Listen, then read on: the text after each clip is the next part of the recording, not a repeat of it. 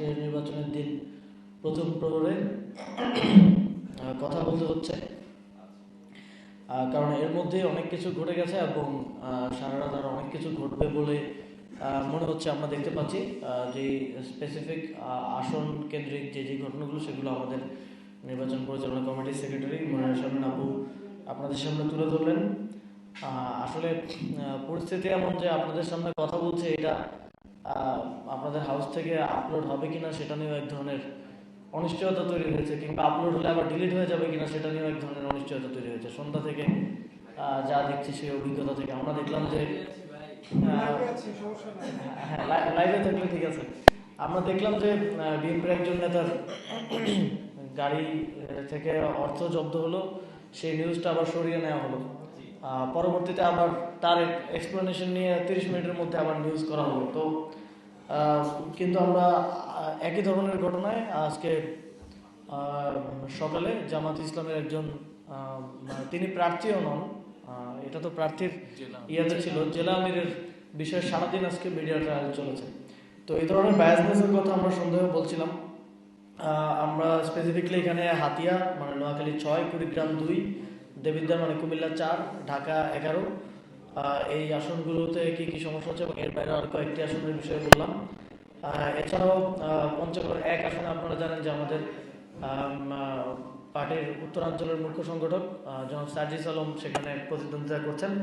সেখানে আমাদের একজন জাতীয় নাগরিক পার্টির পৌর আহ্বায়কের থেকে বিএনপির নেতাকর্মীরা তাকে মারধর করে, হেনস্থা করে, তার থেকে 20,000 টাকা চাঁদাবাজি করেছে একটু আগে, এই খবরটা পেলাম। আর এর বাইরে আমরা আরও দেখতে পাচ্ছি যে বিভিন্ন স্থানে কেন্দ্র দখল করা নিয়ে এক ধরনের প্রচেষ্টা চলছে। অনেকগুলো জায়গাতেই আমাদের নিউজ আসছে, কতটুকু সবগুলো হয়তো আসতেও পারছে না, কারণ আমরা দেখছি যে অনেক জায়গায় নিউজ ব্লক করা হচ্ছে। অনেকেই লাইভ করে ফেসবুকের মাধ্যমে, সোশ্যাল মিডিয়ার মাধ্যমে আমাদেরকে রিচ আউট করার চেষ্টা করছেন। আর নির্বাচনের প্রথম প্রহর শুরু হওয়ার আগেই এই বিষয়গুলো শুরু হয়ে গেছে। ফলে আমাদের আহ্বান থাকবে সকল আইনশৃঙ্খলা রক্ষাকারী বাহিনী যারা এই নির্বাচনের দায়িত্বে আছেন, প্রায় 9 লাখেরও বেশি সদস্য বিভিন্ন আইনশৃঙ্খলা রক্ষাকারী বাহিনীর পক্ষ থেকে দায়িত্বে আছেন। আপনারা এখন থেকেই খুবই সক্রিয়তার সাথে অ্যাক্টিভলি মাঠে প্রত্যেকটি কেন্দ্র পাহারা দেওয়ার জন্য আপনাদের যে দায়িত্ব আছে সেই দায়িত্ব পালন করবেন।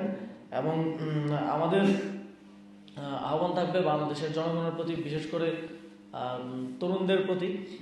আজকে আমরা আবারও 5ই আগস্ট পূর্ববর্তী আবার পুনরায় সেই স্ট্র্যাটেজিগুলো নেওয়ার সময় এসছে। এখন আবার যদি মেইনস্ট্রিম মিডিয়া আমাদেরকে সহযোগিতা না করে, সেক্ষেত্রে সোশ্যাল মিডিয়া থেকে শুরু করে যতটুকু সক্ষমতা আছে সেগুলো নিয়ে দেশবাসীর কাছে তুলে ধরতে হবে যে কোথায় কি কি অনিয়ম হচ্ছে।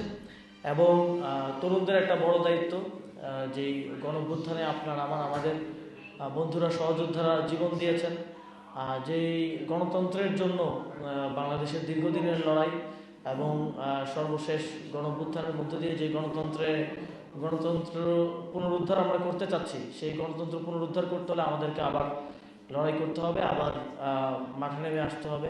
আপনাদের যার বাড়ির আশেপাশে, যার আশেপাশে যেই কেন্দ্র আছে, সেই কেন্দ্র পাহারা দেওয়া, সেই কেন্দ্রে যেন ভোট চুরি না হয়, আজকে রাতটা যেন সেই কেন্দ্রটা নিরাপদে থাকে, সেটা নিশ্চিত করা আপনাদের দায়িত্ব। এবং একই সাথে আজকে রাতে যে প্যানিক সৃষ্টি করা হলো, বিভিন্ন জায়গায় কেন্দ্র দখলের চেষ্টা করে হামলা করে যে প্যানিক সৃষ্টি করলো বিএনপির পক্ষ থেকে, সেই আতঙ্কিত হয়ে কেউ যাতে আবার ভোট কেন্দ্রে আসার ক্ষেত্রে নিরুৎসাহিত না হয়, সেটা নিশ্চিত করাও আমাদের দায়িত্ব।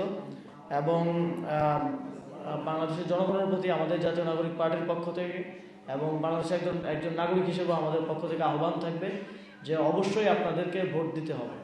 যে কোনো পরিস্থিতিতে আপনাদেরকে ভোট দিতে হবে। কেন্দ্রে কোনো ঝামেলা চলছে বা রাতে ঝামেলা হয়েছে, এই কথা মাথায় রেখে যদি কেউ ভোট না দিতে যান, তাহলে আর পরিবর্তন আসবে না। তাহলে যা কিছু আগের মতো ছিল, আবার আমরা আগের পরিস্থিতির দিকে, আবারও 5ই আগস্টের পূর্বের বাংলাদেশের দিকে ফিরে যেতে যাচ্ছি। এবং এর ভয়ানক রূপ সম্পর্কে আমরা সবাই অবগত।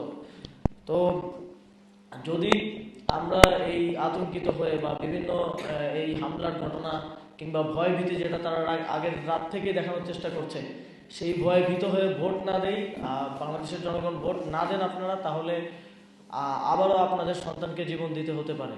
বিগত 17 বছর জুলাই গণঅভ্যুত্থানে যেভাবে হঠাৎ করে কারো বাড়ির সন্তানকে তুলে নিয়ে যাওয়া হয়, গুম করে নিয়ে যাওয়া হয়, জেলে রাখা হয় কিংবা হত্যা করা হয়েছে, সেই দিনগুলো আবার ফিরে আসবে। আবারও আমাদেরকে নিপীড়নের শিকার হতে হবে। আবারও শেখ হাসিনার সময়ে যেই বিভীষিকাময় 17টি বছরের মধ্য দিয়ে বাংলাদেশকে যেতে হয়েছে, আবারও সেই বিভীষিকাময় সময়গুলো ফিরে আসবে। সুতরাং অবশ্যই বাংলাদেশের স্বার্থে, আপনার স্বার্থে, আপনার পরিবারের স্বার্থে, আপনার এলাকার স্বার্থে অবশ্যই ভোট কেন্দ্রে যাবেন সবাই। এবং যদি কোনো কেন্দ্র দখল থাকে বা যদি কোনো কেন্দ্রে নিরাপত্তার হুমকি থাকে, তাহলে এলাকাবাসী একসাথে জড়ো হয়ে একসাথে মিছিল নিয়ে প্রয়োজনে ভোট কেন্দ্রে যাবেন। কিন্তু অবশ্যই ভোটাধিকার প্রয়োগ করতে হবে। এই আহ্বান আমাদের সবার প্রতি থাকবে, এই দাবি আমাদের সবার প্রতি থাকবে। যে কোনো পরিস্থিতিতে নিজের ভোটাধিকার প্রয়োগটাকে সর্বোচ্চ গুরুত্ব দিবেন, এই প্রত্যাশা ব্যক্ত করছি। এবং আমরা আমাদের যে আপডেটগুলো আসতে থাকবে সেগুলো নিয়মিত আপনাদের সাথে শেয়ার করতে থাকবো। কোনটার সাথেই সংশ্লিষ্ট যারা ওই আসনের দায়িত্বে আছে এবং যারা প্রশাসনে দায়িত্বরত আছে এবং নির্বাচন কমিশনকে সবসময় আপডেটেড রাখছি। এবং ফর্মাল যে অভিযোগ দেওয়ার প্রক্রিয়া আছে সেই প্রক্রিয়া অনুসরণ করেই আমরা অভিযোগ দিচ্ছি। কিন্তু আমরা যেটা বলেছিলাম যে ম্যাজিস্ট্রেটদেরকে লজিস্টিক্স দেওয়া হয় নাই, তাদেরকে গাড়ি দেওয়া হয় নাই, নিরাপত্তা দেওয়া হয়নি, ফলে তারা কেন্দ্রগুলোতে যেতে পারছে না বা নিরাপত্তা নিশ্চিত করতে পারছে না অনেক ক্ষেত্রে। এবং আমরা দেখছি যে মাত্র 3 ঘন্টা, 4 ঘন্টা, 3.5 ঘন্টার মধ্যেই এতগুলো ঘটনা ঘটে গেল। এবং এর ফলে আমরা আসলে শঙ্কিত যে সারা রাত কীভাবে চলবে। তো সেই জায়গা থেকেও প্রশাসন থেকে শুরু করে নির্বাচনের সাথে সংশ্লিষ্ট দায়িত্বশীল যারা আছে এবং এর বাইরেও জনগণেরও একটা দায়িত্ব, এই একটা দিন অন্তত দেশের জন্য এগিয়ে আসা, সেই আহ্বান। রাতে যেন কেউ ভোট চুরি করতে না পারে, রাতে যেন কেউ কেন্দ্র দখল করতে না পারে এবং আতঙ্ক সৃষ্টি করে নির্বাচন বানচাল করার চেষ্টা যেন সফল না হয়, সেই আহ্বান জানানোর জন্যই আবার কথা বলা হয়।